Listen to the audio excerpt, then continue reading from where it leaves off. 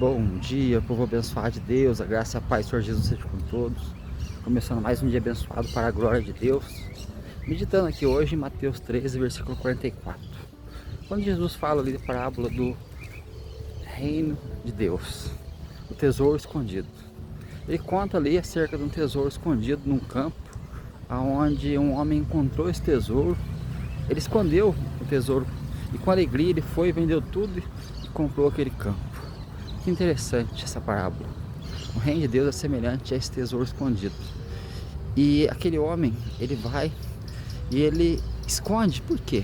Por que ele esconde aquele tesouro? Naquele tempo, se você estivesse no campo trabalhando, cavando, encontrasse um tesouro de alguém, você não poderia tomar posse daquele tesouro. Por quê? Porque aquele campo não pertencia a você. Então o que ele faz? Ele esconde o tesouro e com alegria ele vai e ele vende tudo que ele tem e compra aquele campo. Por quê? Aquele tesouro era muito mais valioso do que aquilo que ele realmente possuía, do que aquilo que ele tinha. Então, o que nós aprendemos aqui? Que o quanto nós estamos dispostos realmente a se deixar para possuir o reino de Deus. Aquele homem, ele deixou tudo, ele vendeu tudo que ele tinha e foi lá e comprou o campo, porque naquele campo havia ali um tesouro maravilhoso. A palavra de Deus, ela ensina pra gente que a lei e os profetas duraram até João. A partir de então é necessário empregar força, para entrar no reino de Deus. Então essa força, que força que é essa, né? É nós negarmos a nós mesmos, pegarmos a nossa cruz, seguirmos Jesus. Será que nós temos que vender tudo que a gente tem para a gente poder comprar o reino? De maneira nenhuma, porque o reino não se compra. Porém, é necessário, para permanecer nele, nós abrirmos mão de tudo aquilo que é o nosso eu, o nosso ego, o nosso orgulho. Nós temos que abrir mão, porque se você não abre mão, você não consegue permanecer. Porque a salvação é pela graça, ela é pela graça por meio da fé, ela não vem de vós, é dom de Deus. Porém, nós sabemos que essa graça custou um alto preço, o sangue de Jesus. Mas e agora? Para permanecer nessa graça, nessa salvação, é necessário o quê? Empregar força. É necessário a gente abrir mão de muitas coisas para vivermos realmente o reino de Deus nessa terra. E assim nós vamos vendo que para ser salvo é pela graça, mas para ser discípulo nós temos que pagar um preço. E qual que é o preço que você está disposto a pagar? Quais são as coisas que você precisa abrir mão da sua vida hoje para você realmente permanecer no reino? As pessoas querem salvação, mas não querem abrir mão de nada em prol do reino de Deus. Nós possamos refletir nisso aí. É interessante também porque Agostinho, ele interpretava esse texto aqui, fazendo uma aplicação de uma maneira muito interessante. Por quê? Ele falava que o campo era a Bíblia e o tesouro era Cristo. Ele dizia assim que muitos leem a Bíblia, que é o campo, porém poucos que encontram o tesouro, que é Cristo. Por quê? Se você não cavar, você não vai encontrar Cristo. Muitas pessoas estão aí lendo a palavra de Deus todos os dias e eles examinam e eles não encontram Cristo. Pelo contrário, eles encontram o Cristo que eles imaginam na sua mente. O Cristo que só faz você prosperar, o Cristo que só te traz bênçãos, o Cristo que realmente vai abrir uma porta para você. Mas esse é o nosso Cristo, sim. Porém, ele veio com outro propósito principal, que é nos dar o reino de Deus. Mas tem pessoas que também leem a Escritura, ou seja, estão no campo cavando, estão no campo, mas não estão cavando fundo, porque para você encontrar um tesouro verdadeiro, você precisa cavar muito fundo. E para cavar fundo é necessário o quê? Você empregar força para você encontrar esse tesouro. Muitas pessoas estão olhando para a Escritura todos os dias, só que ainda não reconheceu quem Jesus é de fato. Tem pessoas que acham que Jesus não é Deus. Tem pessoas que estão olhando para Jesus aí de uma maneira totalmente equivocada. Por quê? Se Jesus, ele não é realmente aquele nosso Deus que ele disse ali pela palavra. No princípio era o verbo estava com Deus, o verbo era Deus. E todas as coisas foram feitas por ele, e sem ele nada que foi feito se fez. Então a gente vê o quê? Que Jesus, ele é o Deus verdadeiro aqui na terra. O Pai nunca foi visto por ninguém, mas o Filho unigênito, esse revelou o Pai. É nele que nós encontramos o Pai. É através dele, que é dele, por ele, para ele, são todas as coisas. Mas aí também nós vemos pessoas que estão aí examinando a Escritura, mas ainda não entenderam quem é Jesus, porque não entenderam que Jesus é Senhor da sua vida. Eles entendem que Jesus é Salvador, mas muitos não têm Jesus como Senhor. Senhor é aquele que governa, aquele que reina sobre a sua vida. Então, se você ainda não tem Jesus como Senhor, você também está lendo a Bíblia, ou seja, você está no campo, mas você não está entendendo de fato como que é esse tesouro, e você não encontrou o tesouro verdadeiro. Então, assim, Agostinho de Hipona, ele pensava. Martinho Lutero também tinha um pensamento semelhante. E qual que era o pensamento de Martinho Lutero? Ele dizia que o campo é a Bíblia.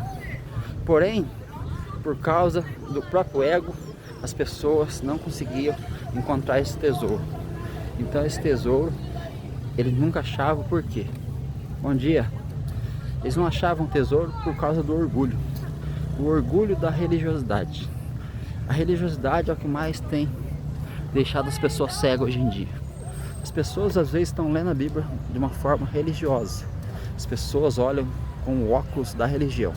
E aí, por isso que existem muitas religiões cristãs no mundo, ou pseudos cristãs, que se dizem ser cristãs, porque as pessoas analisam a Bíblia com a ótica da religião. Porém, eu e você, nós temos que olhar a palavra de Deus com os olhos da fé em Cristo Jesus, para entendermos de fato que Jesus é o centro de todas as coisas. Em toda a Escritura você encontra Jesus. Em toda a Escritura você vai encontrar apontando para Jesus.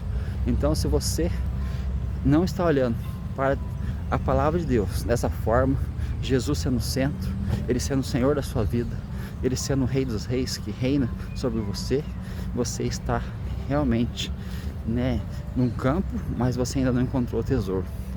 Mas e se nós aplicarmos esse contexto aqui ao contrário? Que coisa maravilhosa pode acontecer. Imagina aí nós aplicando esse texto aí no inverso. O campo é o mundo, o homem que está no campo é Jesus, e aí o tesouro é o povo, é a igreja. Olha que coisa interessante. Se o campo é o mundo, Jesus, ele veio para onde? Ele veio para esse mundo. O verbo se fez carne e habitou entre nós. Então nós vemos que Jesus, ele viu o campo, ele foi para o campo, ou seja, ele veio para o campo. Por quê? Porque ele veio para trabalhar aqui nesse campo. E agora ele se despojou de tudo para vir para esse campo e pegar aquele tesouro. Ele se despojou de tudo para comprar o campo e ali pegar o seu tesouro. E ali nós vemos então o quê? Que Jesus, ele abriu mão da sua glória. Ele abriu mão do seu reino que estava ali com o Pai, e ele veio para esse mundo. Lá em Hebreus 12:2 fala que ele se despojou da sua glória e ele veio para essa terra. E ele vindo para essa terra, ele comprou o campo. E como que ele comprou esse campo? Ele comprou com sangue.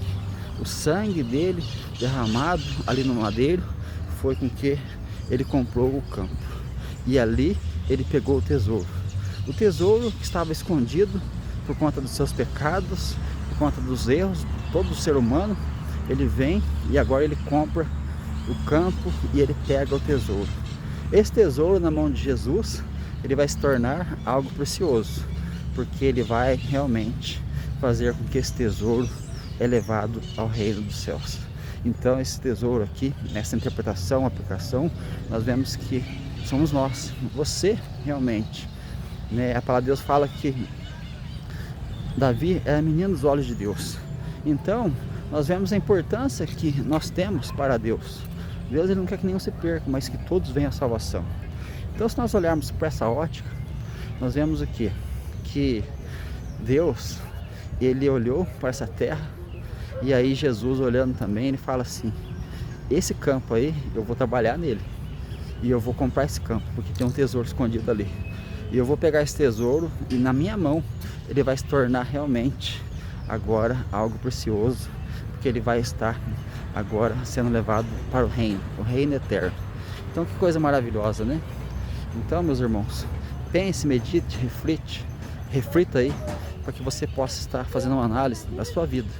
Se você realmente está disposto a deixar tudo para viver o reino de Deus, para possuir esse tesouro. E como você tem olhado a Escritura? Analisa aí. Você tem lido a Escritura com a ótica de Cristo ou com a ótica da religião? Se você estiver olhando com a ótica da religião, com certeza você ainda não encontrou esse tesouro. Mas se você estiver olhando com a ótica do Criador, a ótica de Cristo, você realmente está tomando posse desse tesouro agora. Então, pense, analise, reflita. Depois você comenta aí o que você achou e como que você está. Se você já encontrou esse tesouro e se você realmente está fazendo jus ao tesouro mais precioso que tem, que é o reino dos céus. Então Deus abençoe seu dia, sua casa, sua família. Que você tenha um dia abençoado em nome do Senhor Jesus.